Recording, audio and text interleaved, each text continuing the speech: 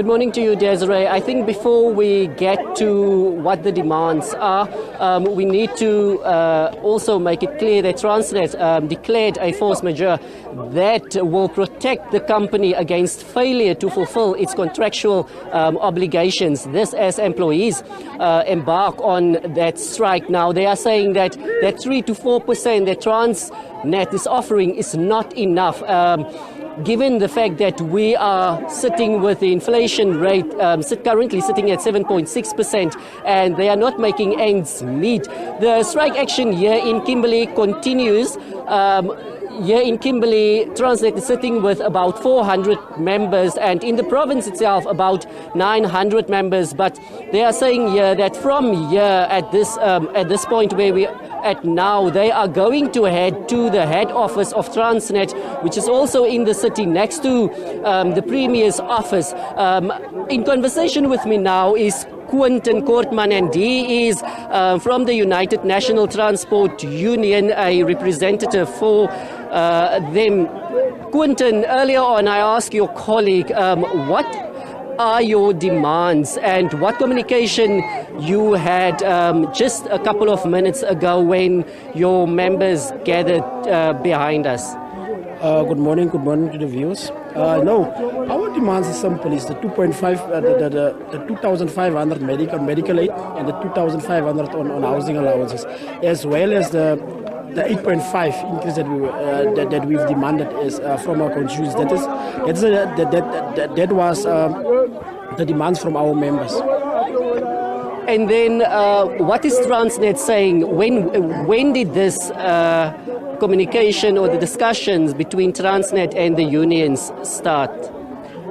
Reginald, to be honest, we've started back in April and we're supposed to start with the negotiations back in February. But the company played a delaying tactic, whereby every month when we were supposed to start with negotiations, us as organized labor and also our bargaining council, they were playing this tactic to say just, no, can we just postpone?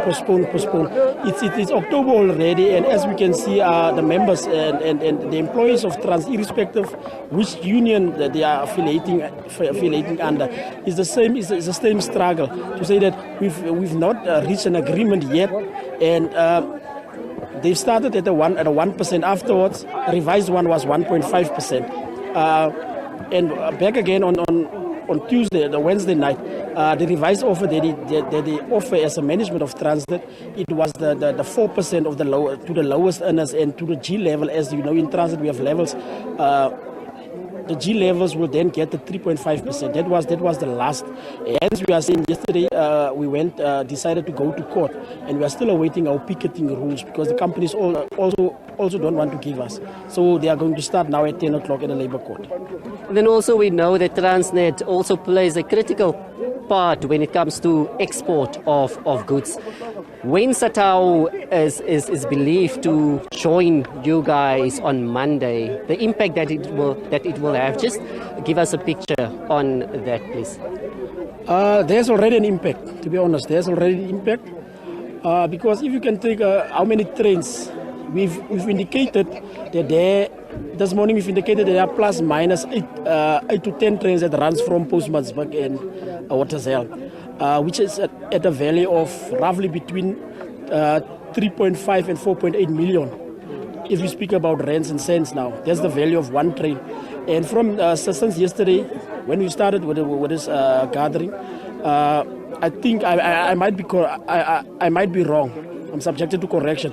I think it's only 3 trains that runs yesterday, but those ones, the drivers that went to work, maybe they are affiliated with Satawu or whatsoever, but you must understand in the workplace, you also have those ones that are umgundu, that's what they call it in a political term, those ones that are lapdogs of management.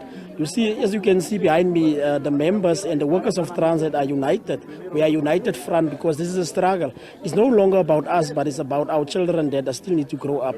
It can't be correct to say that 1%, we are getting a 1.5%, while our CEO just received recently 8.5 million in bonuses. So in the past, if you can know, in those days when it was still South African Railway, there were a lot of benefits. But since the new group CEO, was appointed, we suffered a lot.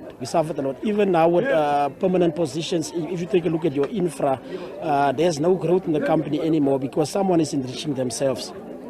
Thank you very much. Well, that was Quentin Koortman, and he is a union representative for the United National Transport Union, saying that they are going to continue with this gathering, as they call it, until their demands are met. We know that they want 13.5%.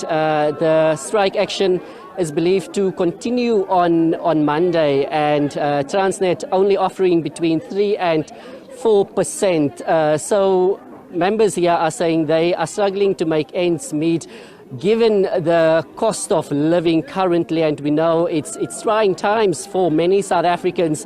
Everything went up, petrol, struggling with electricity also at the moment, and at this moment here in Kimberley we're also struggling with water. So members are saying that the impact will be felt even more when Satawu members will be joining them come Monday.